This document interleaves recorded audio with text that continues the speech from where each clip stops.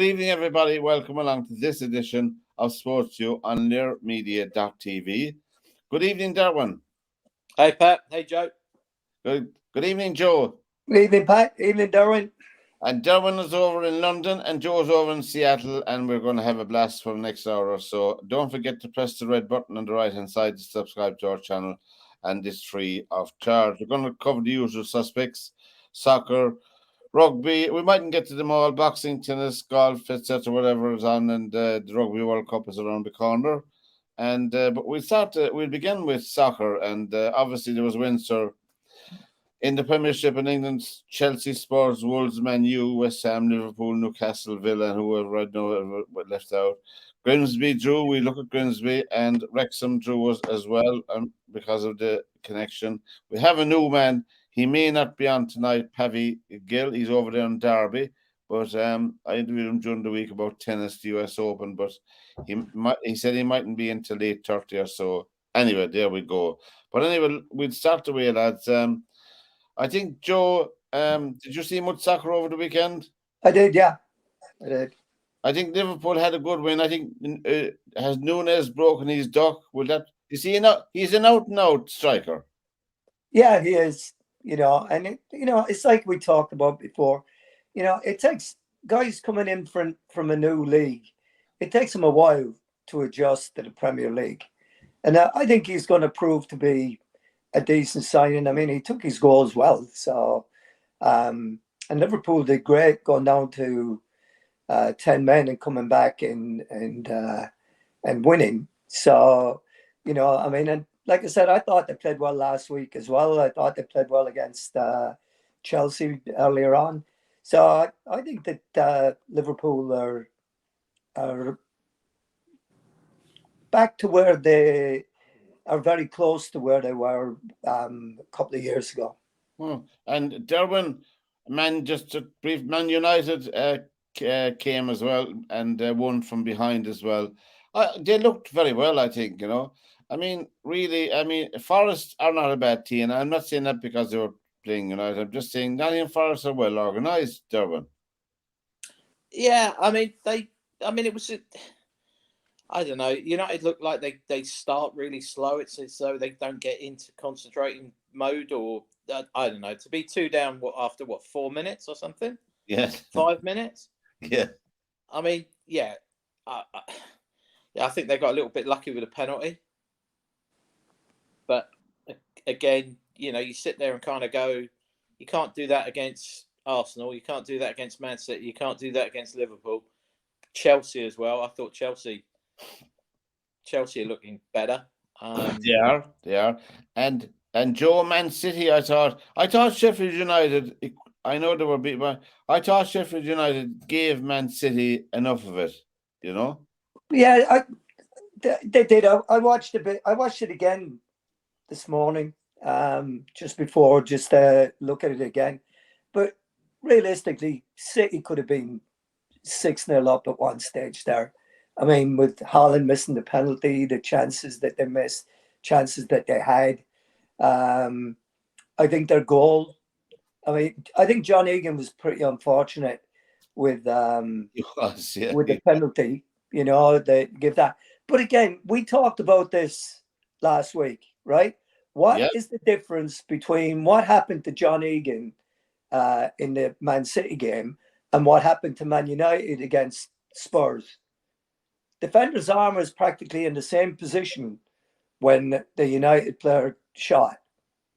And there's no penalty given for that. And there's a penalty given for the one yesterday against Sheffield United. So I don't see the consistency in it. This game is driving me mad at the minute. I watched 2 games yesterday. Yeah. Again. And Ollie McBurney is standing in front of the goalkeeper for Sheffield United's goal. Yeah. And the goalkeeper's diving. The goalkeeper nearly dives into him. And they're saying, oh, he's not in his sight line. And then the same thing with the Aston Villa centre forward. He's practically standing in front of the Burnley goalkeeper when one of their goals is scored.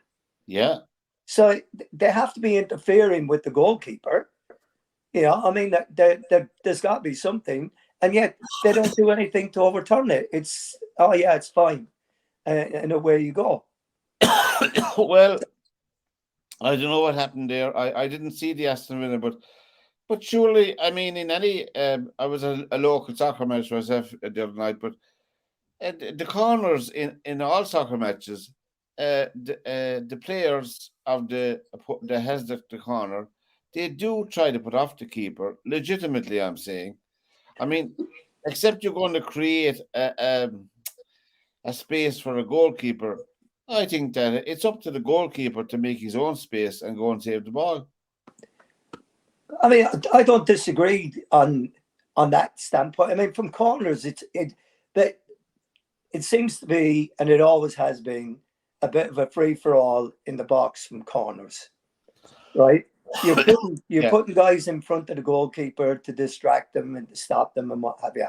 Now, the goalkeepers have been protected for forever and a day in situations like that because it's mainly going on in the 6-yard box.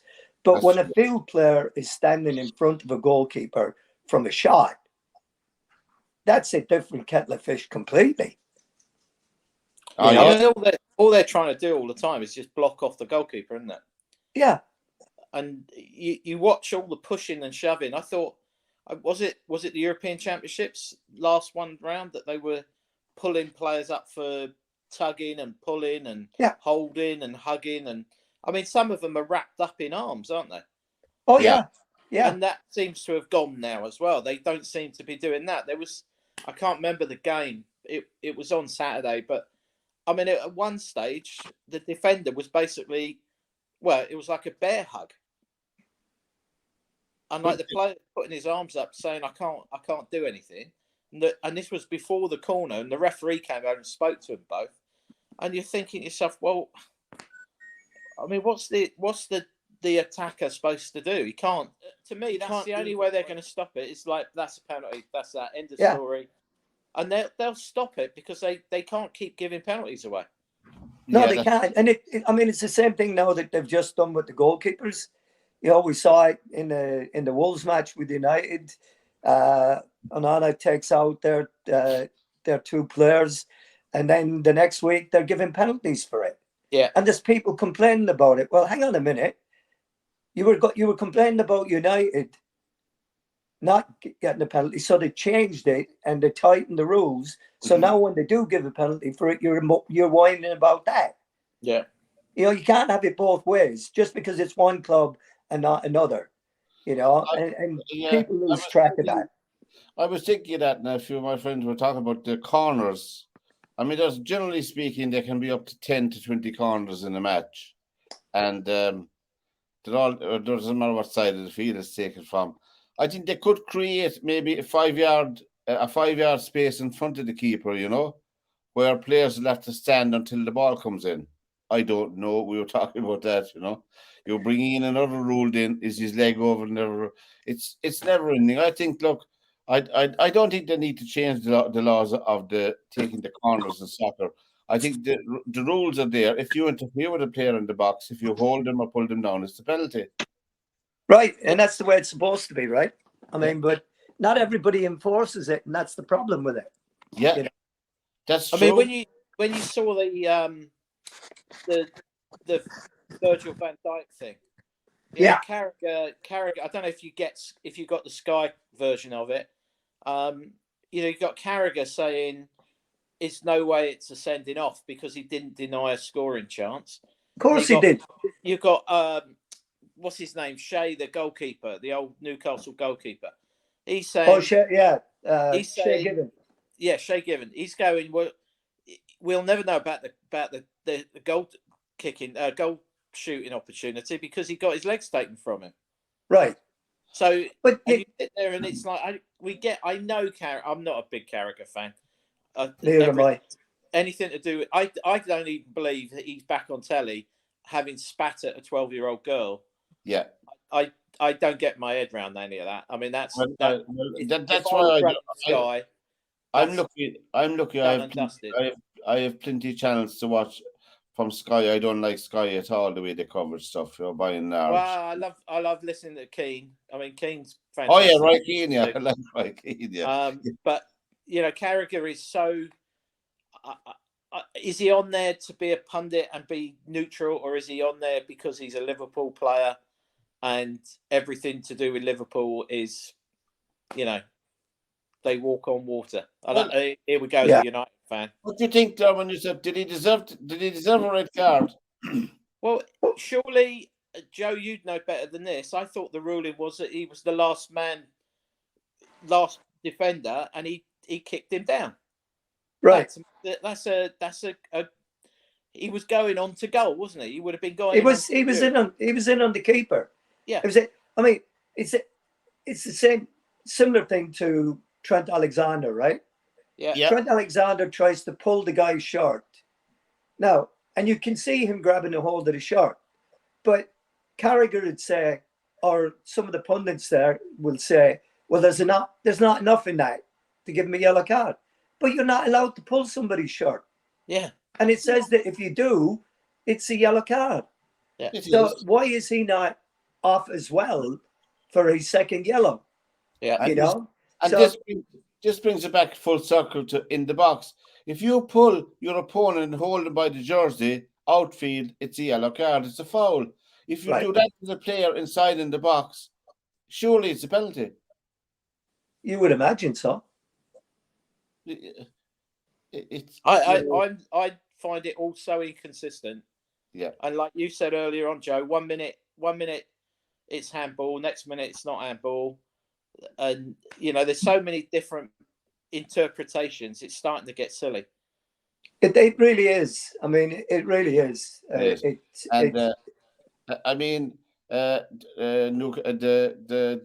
top teams in the Premiership are doing the business at the moment. My own team, who I follow, Luton from the Championship, I think that they are. It's only 2 or 3 games in yet, and I think that the appalling description from the BBC people on some of the commentary, I think, was very disparaging towards Luton Town. They're not real football people, in my opinion. And really and truly, if they knew where they came from, where they're coming from, not because I support them, but I mean, really and truly, there are 3 games in the Premiership. How do they expect them to be a Man U or a Liverpool or a Newcastle or whatever overnight, No credit for anything, Well, those people obviously have no clue about the game itself and how difficult it is to get to come from where they've come from and to get to where they are. Yeah. And it's practically I don't know how many players he signed. I think he signed about 5 or 6 players. So it's going to take a while for all these guys to bed in, to get used to the system, the whole thing. I was looking at the league table last night and this morning, and the only thing that concerns me is that the bottom 3, the bottom 4 actually. Now you got Everton at the bottom. You got Luton. You got Sheffield United, and who was the other team that came up with them? Burnley, right? And none of them have got points. Then you got Bournemouth that have, I think, 1 point. You've got Newcastle, who started out like a house on fire against Villa and haven't won a game since. In the league. And they're just above that group of teams. So really, until Luton, Sheffield United, Burnley, Everton, until they start playing each other and start taking points off each other, then we're not going to be able to judge, because they're all going to be the likes of Bournemouth are going to be in the mix there. Wolves are in the mix there. They're all going to be the ones that are going to be that 3rd tier of the Premier League. Yeah. That are going to be fighting against the relegation zone. And I think that there's just 38 matches. I think we'll give it 12 matches. My fear at this stage is that for a team like Luton that have not been scoring goals, it's very, very difficult. And when you get 7 or 8, 9 points behind the group above you, it's very difficult to get that back, and it's very difficult to change the atmosphere in the dressing room when you're, you know, the minute something goes wrong, your head goes down, and it happens like that. So, you know, I hope it doesn't happen like that. I hope that they get their, you know, they get themselves back on track, and they're, you know, they start making things happen. And I think they will. It's going to be interesting to see when they start playing. Well, I think Friday night now you have Luton and Burnley in Kenilworth Road. Right. Derwynne. So that'll be a good test for Luton Friday night. But Joe's just hit the nail on the head there. You've got 3 tiers within the Premier League. And if you actually boil it down, it's all to do with revenue and money. You know, Luton are not going to attract the players. You know, if you're a up and coming superstar, and you've got the option between the top 5 and the bottom 5 teams, where are you going? You're not going to the bottom 5, are you? No, you're not. No, and actually, Harry Kane did the business over the weekend. He got 2 goals for Bayern Munich. Oh, do you know what? I'm sick and tired of listening about German football now. We've never. Tell me the last time that Sky showed German football, Bundesliga. Well, they're on another channel. I watch them all the time because Harry bloody Kane's gone to. Yeah, that's true. But I watch German Bundesliga all the time on another channel anyway. And La Liga. I watch the highlights shows of them all, like across the board. But you've got it on Sky now as a main event, as in 90 minutes of, I don't know, Wolfsburg playing bloody Bayern Munich only because of Harry Kane. I mean, really, you're going to have Cadbury's bloody milk eggs or whatever. Excuse me, he's Bundesliga matches because. Everybody watching Harry Kane. Since when did Harry Kane become God? He's your Harry. He's your Harry. And he's my Harry. Irish. I mean, honestly, it's like, give me a break. I mean, really? Would you rather watch Juventus play Milan?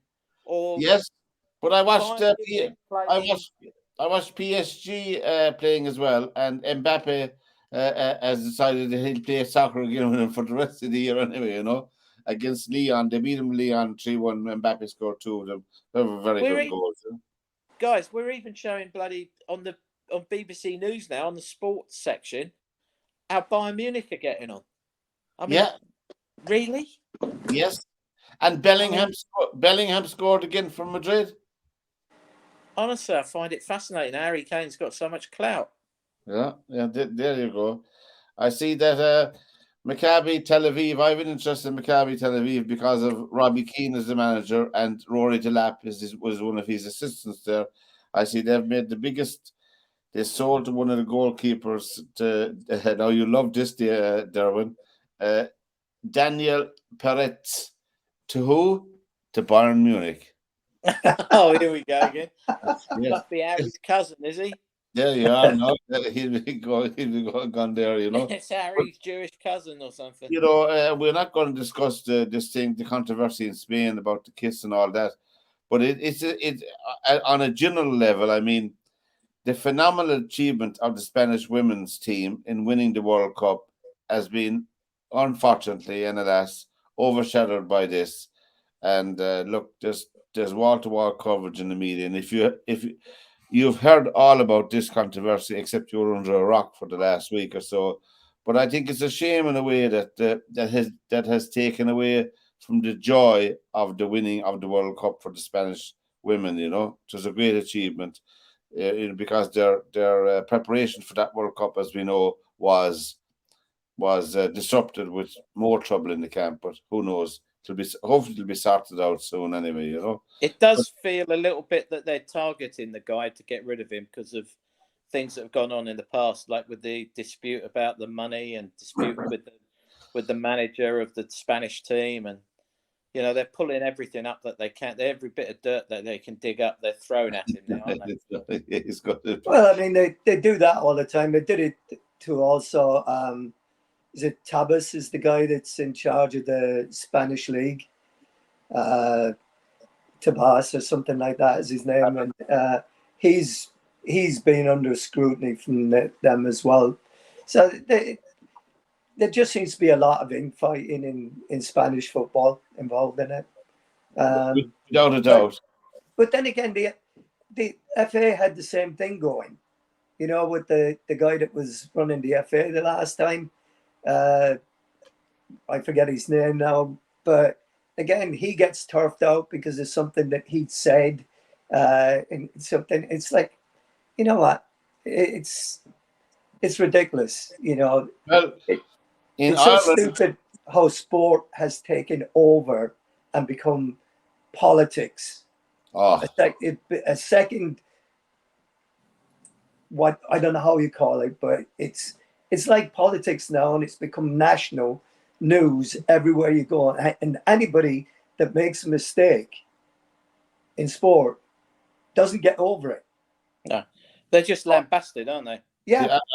See, I think it's time to call a halt, not because it's sport, but it's call a halt generally to this cancelling culture and this, as you said, Derwynne, absolutely going to find out, did you kick the little girl in your Holy Communion class or something? All those years ago. They're just digging up anything on him. I'm not going to take a side whether he's wrong or right. That's for other people to judge. But on the face of it, my goodness me, there's bigger problems in Spanish soccer than that, and I don't know what's going to be the end result. Tomorrow, Do you not find it all a bit interesting how FIFA have got two sides to FIFA, isn't it? You had someone who was more corrupt than you could think of. I mean, he's probably in the same bracket as Putin for being corrupt. Probably shouldn't say that. I'll probably get shot next week. Or poisoned. I'll hit my door handle and I'll get poisoned. You mean Vladimir? Don't go to Salisbury. You mean Vladimir Putin? Is it? Yeah, I mean you've got sort of you got FIFA who with Blatter. Septic. His nickname was Septic Blatter instead of Septic. He could get away with everything he ever did. Even Platini got away with it, really, didn't he? Did he? Oh yeah. There's going to be nothing about it. Yeah, here's FIFA now being whiter than white, and this guy's like some kind of sex pest. Yeah. But Infantino was in it as well. Oh, Infantino. I mean, he served with Blatter. Yeah, he did. He's one of his boys. Yeah. So why do you think the World Cup was in Qatar? Yeah, exactly. Yeah. Look, I tell you, let's talk about two faces of one organization. Oh yeah.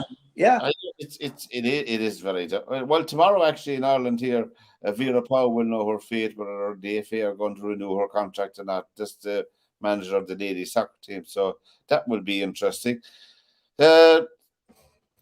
You're listening to our regular podcast on Monday night here, and don't forget to tell your friends about us and press the red button on SportsView show on the right hand side. Over the weekend, Derwynne and Joe, there was a few friendly rugby matches because the Rugby World Cup is around the corner, and Fiji beat Britain. England. They beat England, not Britain. Sorry, Fiji beat England. Beg your pardon, politically incorrect a bit. They beat them 30-22, and Scotland, Italy, Ireland, and Argentina won. South Africa hammered the All Blacks 35-7, and at 7 points they got it 5 or 6 minutes in the end of the match. So when I turned it on, it was 35-0, and I said, I can't believe this. I checked another channel, it was. But I thought myself, not because they beat the All Blacks, but 2 or 3 months ago, I fancied South Africa to win the World Cup. I know I'd love to see Ireland win it. I think they'll go a long ways, Australia could be dark horses, not because Eddie Jones is in charge of them, but they're a young team, a lot of them, and they are good. Did you see any of the rugby over the weekend, Derwynne? Did you see any of it? Oh, I watched a little bit of the England game. I mean, they were shocking. What's wrong, do you think? I don't think they're a team. They're 15 individuals, and I don't think the manager's up to much. I mean, Steve Borthwick. I mean, what has he done in rugby? I mean, he's managing one of the biggest rugby teams in the world outside of the Southern Hemisphere, with respect. Well, they're probably one of the wealthiest, aren't they? Yeah. Without a shadow of doubt. I mean, if you look at what Ireland get backed or what Scotland get backed with, or Wales even financially, Yeah, it's not even a drop in the ocean compared to what England rugby gets funded to. that's right. And they just look totally all out. They're just gone, aren't they? They don't look right at all. They don't look right. They look like they're aimlessly out there playing rugby. Doesn't look like there's any purpose or a plan, or it's all a bit sort of just looks lost. Scotland looks the strongest between Wales, England, and Scotland at the moment. The Scottish team, and they're in our group. Scotland are in Ireland's group. Scotland, South Africa, and Ireland are in that group, and I'm afraid 3 into 2 won't go. Like, I think, like we've said last week, I think Wales will do really well to get out of the group. I think England, the way they are at the moment, will do really well to get out of the group. Scotland are in the same boat. If you look at the Northern Hemisphere teams, you'd definitely be saying Ireland, France, wouldn't you? Right now, you would be. For the final? No, to get out of the group and move forwards. Yeah, you would. South Africa, South Africa are in Ireland's group as well, are they? They are. South Africa, Ireland, Scotland, Romania, and I know what other crew are, but I mean, the third team in Ireland's group could go forward depending on there's four, or is it straight 2? I forget now how it is done. Forget how it is done again. Isn't it 2 out of every group? Yeah, there's only 4 groups, is there? Yeah, I've got a feeling it's only 2 out of every group get through. Well, then I don't know. So that would put them straight at a quarter-final then, right out of the groups, right? There's 5 with only 8 teams. There's 5 and 5, 10. I don't know how many teams in there. We'll have to look it up for next week, lads. And but Argentina, a good win. Argentina, I think, are dark horses to do something exciting in the group in the Rugby World Cup. It's all kicking off in it with France and the All Blacks and Friday week. So we look forward to that. Who do you fancy doing? You fancy Ireland or France, Derwynne? Who do you think, Joe? In the rugby? Yeah. I really think France are going to be really hard to beat at home. Playing at home, yeah. Yeah, I think that's going to be that. That is it. I mean, we've never really been that successful in France. No. Whether it was back in Stade Cologne or Port-au-Prince or whatever it was always a very tough place for us to go.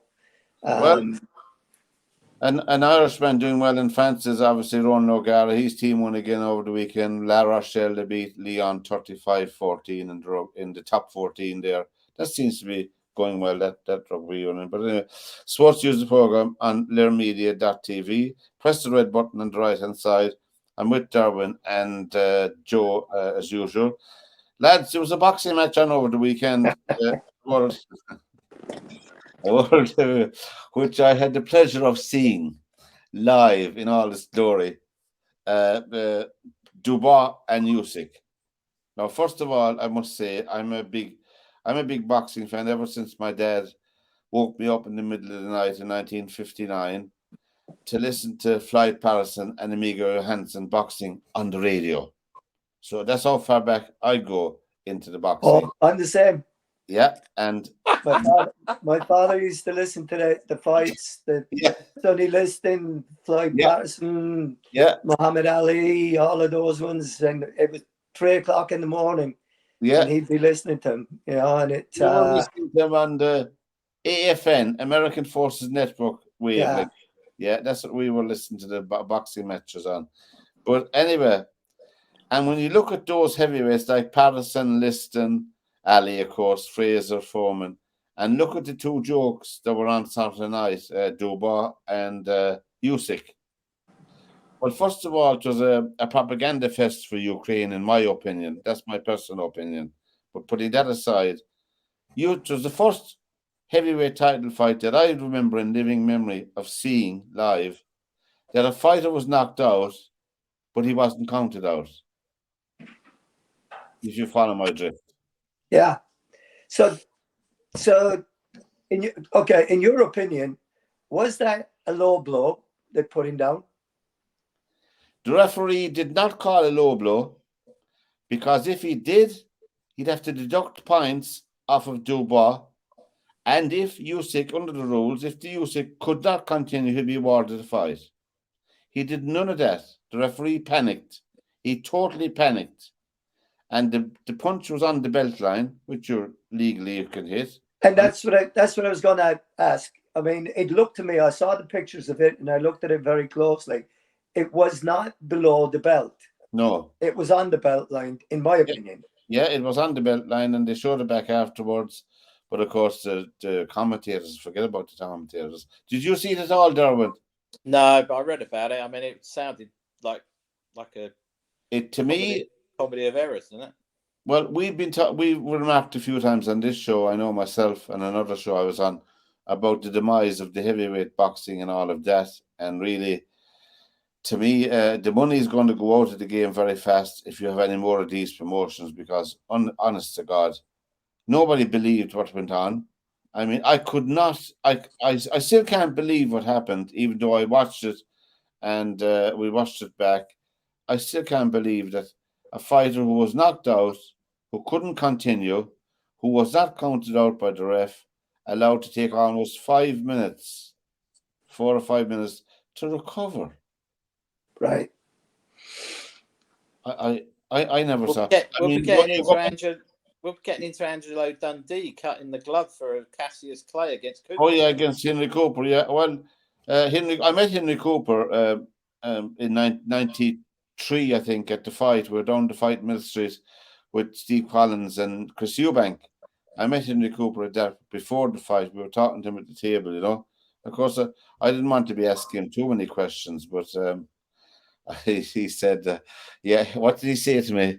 He said, a lovely man actually to talk to, I must say, an absolute gentleman doctor. He was overdoing commentary for LBC, was it LBC, I think, radio in Mill Street for the fight. But he said to me, well, nearly everybody, Pat, he said, knows what happened in that fight. You know, I mean, he knocked him out, like, effectively. Him and his brother used to have a greengrocers on Ealing Road in Wembley. Yeah? Yeah. My nan, Mary's nan, used to shop there and get all her fruit and whatever, and veg from it. Yeah. And the Cooper boys used to run it, and Henry would be there serving some days. But I must have been about 2, and he gave me a banana. And then I was about 22, and I played in a Pro-Am, and Cooper was one of the guys in my team in the Pro-Am. And I said to him, I said, you won't remember me, but you gave me a banana once when I was 2 years old. And he just wet himself. Oh, go away. Did you really think I've forgotten about it? And I went, yeah, of course you have. But it was really, he tried to bluff his way through it for about 2 minutes. No, but he did say, I mean, and obviously, I mean, you have to go back to 1928, I think, between Dempsey and Tunney for the famous long count that's gone down in history. To watch something like this, the full circle. I never thought in my lifetime I'd see something like that. Do you not think it's like with all that heavyweight, even all the other divisions as well? But wouldn't it be just better that there was one belt, one crown, whatever? Because you've got all these different versions of it, and it's all, to me, it's all a bit diluted. And who is the heavyweight champion of the world now? Because there's 4, isn't there? I think the last boxer to hold all belts, I think, was Mike Tyson. I'm open to correction, in 1987, 88. I don't know when. But after that, the organizations, they all break up over money. We know that. Yeah. And there's a few characters who have shady characters, and professional boxing has been notorious. No. There's nobody like that in professional boxing. No, and a few managers, weren't there? God, not so much today, but I'm just King. Come on. Queen, the other one. Barely on his son. Don King shot someone. Yeah. I mean, when you think about it, people listen to this afterwards won't believe what we're saying. We're not telling lies. They'll be Googling it. Oh, yeah. The first thing is, Pat, all these people who will be going Googling won't believe how old we are. Yeah. But you know, all jokes aside, it is shocking to have people around like that, you know. And I think the boxing themselves, I mean, they will kill a good thing eventually, you know. It happened lots of sports, you know, where the UFC, for instance, reached its zenith about 10, 15 years ago, you know, and they got too greedy then, and there's about 41 different weight divisions now, which is appalling altogether, you know. And the same in boxing, as you said, you have the WBA, the WBO, the WBC, you have the IBF. There's 5 world bodies. I mean, honest to God, you know, Tyson Fury is. No wonder he's gone to Saudi Arabia. I'm not agreeing with him or not for to get a fight, because the rest of it is shambolic. I mean, there's nobody left to fight in the heavyweight division. You know, there's nobody would trip off the tongue. Like, you had 8, 10, 12 credible candidates down through the years, but I don't think you have anything left now. You know, and as you said, Joe and Derwynne, if the money goes out of it, that's the end of it. You know, that's the Well, end. the only hope for it is going to be the Middle East. Yeah. You know, money coming from there, and Yeah. that'll be. We know why that is. I mean, it's just You do? they're. You know, it's the same thing as happened with Russia. You know, I mean, we were all talking about Russia and, you know, getting the World Cup and what have you, but what people didn't realize was the amount of youth and intermediate championships in volleyball, in fencing, in rowing, all these sports were all being handled in Russia. Yeah. I mean, you have the next Olympics now, and boxing is under threat at amateur level as well. So, Yeah. I mean, they want to be very, very, very careful, because if television money goes away from it and pay-per-view goes away from the sport, you know, it really kills it. But the US Open Tennis Championship is starting today. At the moment, it's on. It's just beginning today. I don't have any interest in that, lads. But the fancy for the wins, anyway, just to mention it, because Pavy Gill, if he's on tonight, we'll be doing a review of it over during the week. He the hot bets for the men's is Djokovic and Alcaraz, and for the women's side, for people who don't know anything about tennis, I don't know very little by myself. Swiatek, Goff, Sabalenka, and Jabeur are the fancied in the women's side, lads. But if you lose money, don't blame me. I'm not taking any blame for it, if you're going betting on it, you know. But Derwynne, over the weekend, we had Hovland winning the tour. Did you see any golf over the weekend? Yeah, Mr. Hovland winning the Tour Championship at 27 under. I mean, really, he shot 68. Yeah, he ran away with it, didn't he? He shot a 68, a 64, a 66, and a 63. As we said before, what kind of a course was he playing on? You know? It's a 7,200. East Lake's a good golf course. Par 70. East Lake's a good golf course. So they just all that rain though just sets it up for them perfect. You know, they can throw darts at it. I mean, go away. You know, some of those East Lake's always notoriously got firm greens, and it gets really difficult to get the ball close to the hole because the greens are so firm. Yeah. And they were talking Derwynne, about Live Golf and all the money. Hovland won $18 million for winning the Tour Championship. $18 million. I mean, that's incredible, altogether incredible money, you know. And it was a confined field. In that, it was a confined field. That's his name. We're just saying, Derwynne, that Hovland won $18 million. Yeah. For the Tour Championship. Nice to wake up today thinking of that, isn't it? Yeah. and I tell East you, Lake, I don't know if you got any of that before I lost connection again. But the Royals are back in at Frogmore Cottage, so we keep getting blocked out. The did you not did you not change the locks that time while they were out? Tell you what, they close the road now when Matey Boy comes up the road now. Yeah. You got motorbikes across the road. It's like, oh great, this is lovely. Anybody would think he was part of the Royals. And this Tom Clements, I know, he won the Czech Masters at 22 under. I mean, is he in directing for the Ryder Cup? Surely not, is he? No, I don't think so. It'd be interesting to see, because that's what is it? Is it Zach Johnson's doing his picks today or tomorrow? Tomorrow, I think. I think so. I think tomorrow, yeah. But I mean, will he pick Koepka? Oh, I'd say he will. I think Interesting. Johnson would be pragmatic enough. Koepka is a world class golfer. Be interesting to see if he picks Justin Thomas. They're saying he won't. He's on the Golf Channel. I was watching them a bit of it. They're saying he has an outside chance of making the team. All right, Justin Thomas. Maybe is he a good match player? You know, he's got a lousy. I think he's got a lousy record in Ryder Cup match, but yeah. Our own Ryder. I mean, Shane Lowry missed the cut in the Czech Masters again. You know. And I was watching Shane Lowry. The Czech Masters obviously was on live during the daytime because it's over in Czechoslovakia, or the Czech Republic, I beg your pardon. But Lowry, at the first 6 holes, he was -5, you know, and he missed the cut. It's that ugly. I mean, there are some. I think that Luke Donald will pick him. What do you think, Derwynne? I think he'll pick him. Yeah, you can't leave him out. I mean, you can't leave Shane Lowry out of that. Right? No, I'm not making a case against him, but I'm just saying that. No, he can't be left out. I mean, he's the one that I feel really sorry for is that Seamus Power.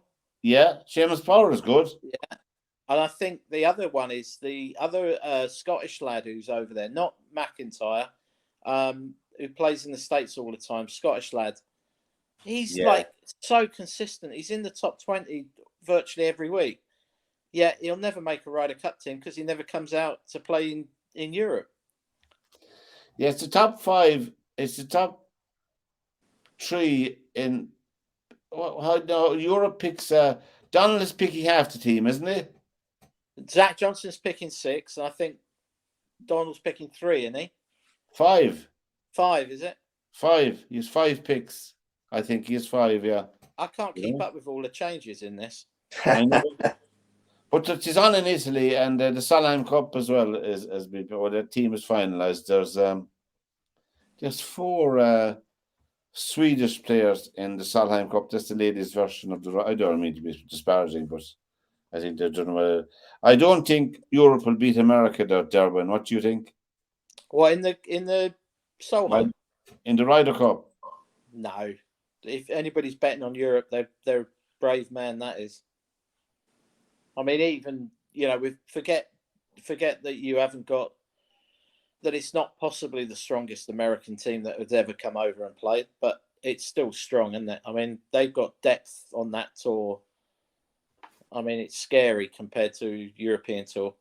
Yeah, that's very true. There was a really interesting thing on yesterday because they had a rain delay in that East Lake on Sunday, and they got Nick Doherty, Rich Beam, and Paul McGinley talking to fill in time, basically.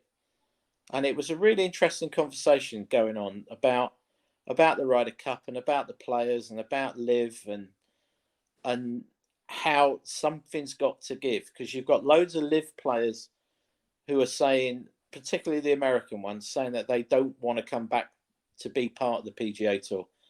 That they're playing 14 events, they're earning millions. It works perfect for them. Their schedule's lovely. They're only playing for 14 weeks of the year. Fantastic. And they're earning millions from it. And the conversation kind of went round about the fact that, Rich Beam was like, these are what the best players in the world have always wanted, that they only want to play X amount of events.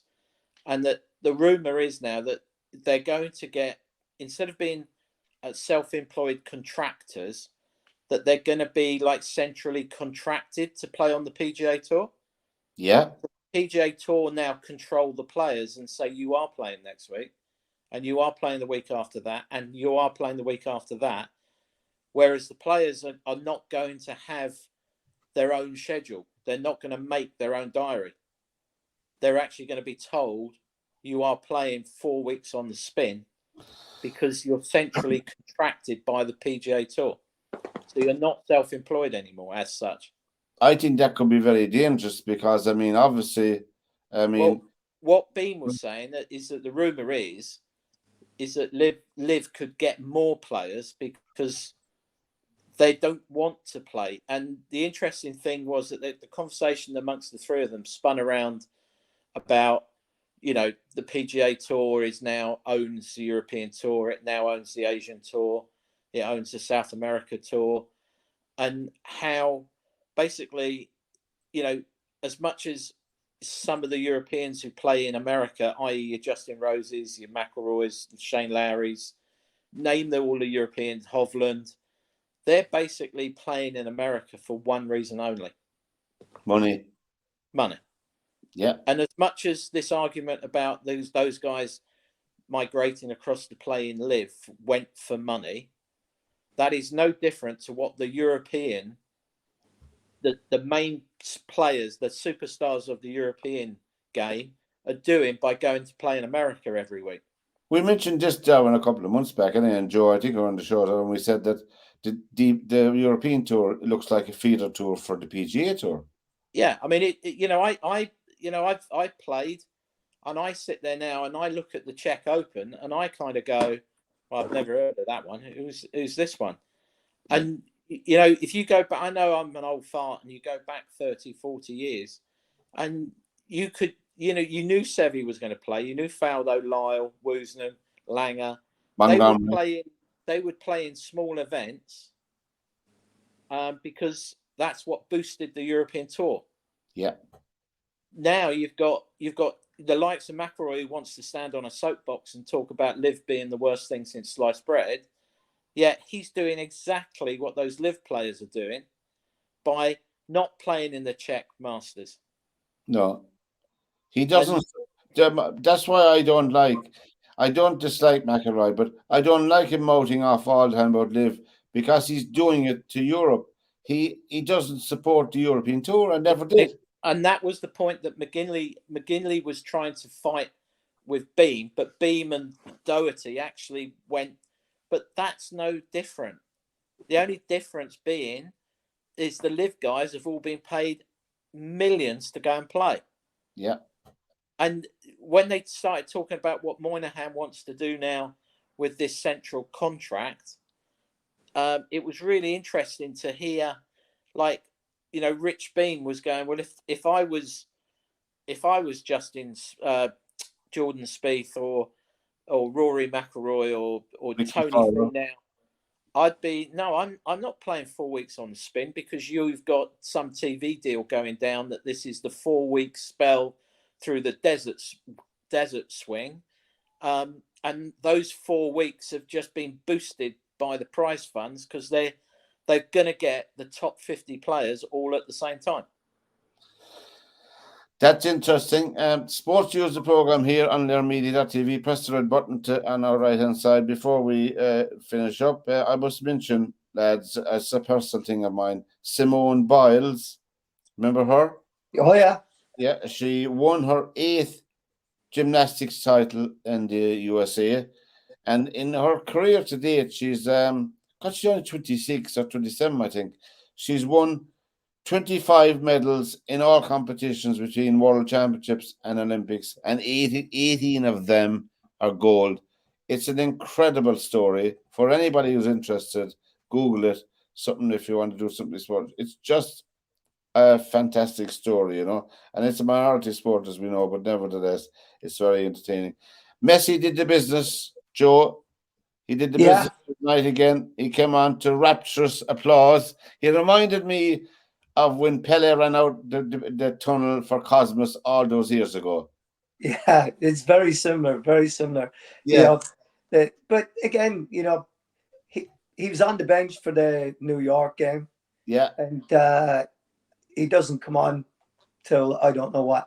And then people are whining about how much money they paid for tickets not to see him play. Well, he came on for, I think he came on with, what was it? There was a good 40 minutes, not 40 minutes, there was a good half hour or more left. Yeah.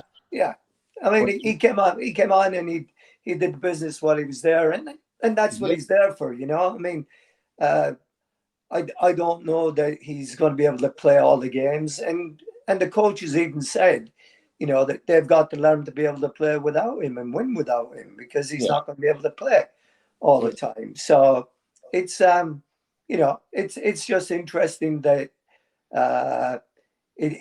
he's now getting the, you know, he's got to play all the time, you know.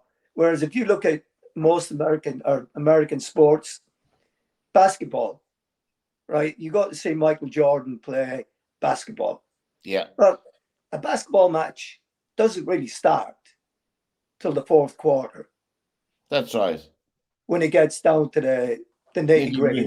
That's when the guys actually start playing. Yeah. The rest of the time, the other 3 quarters, they're just warming up to get to it, you know, and now we're at the business end of it. So that's what you get to play for. So it's no different than Messi coming on, you know. In soccer, you're not allowed to be on the field, come off and go back on, where you are in basketball, you know. So it's they can play guys in and out like that. But yeah, I mean, he's just gonna have to do it the way that's going to keep him around for as long as possible. That's right. They've got to make that. And you know, you guys were talking there earlier about Liv and what have you, but we're having the same conversations now in the press in England about the guys going to Saudi Arabia. You know, but who in their right mind wouldn't go there and make, like Koulibaly talked about it the other day, right? He's gone over there. He's getting paid an inordinate amount of money. And everyone's saying he said, yeah, I'm going for the money. He said, but I'm also a devout Muslim. I'm moving to a Muslim country, and I'm closer to Mecca, and I can set my family up for the rest of their lives. So who's talking about that stuff that's important to them? You know, Mitrovic is another one that went over. He's getting slagged off by people. He's gone recently, Mitrovic. Yeah, and people are talking about him. Well, why is he not allowed to do it? That's their future. That's their pension. Right.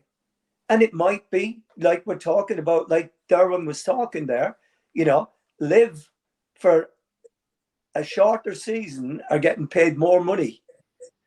Yeah. Well, why are the soccer guys able to do that? I mean, one of the points you're making, Derwynne, I agree with you. I think this could bite the PGA Tour on the behind, because, as you said, they have only 14 to 16 events in the whole year.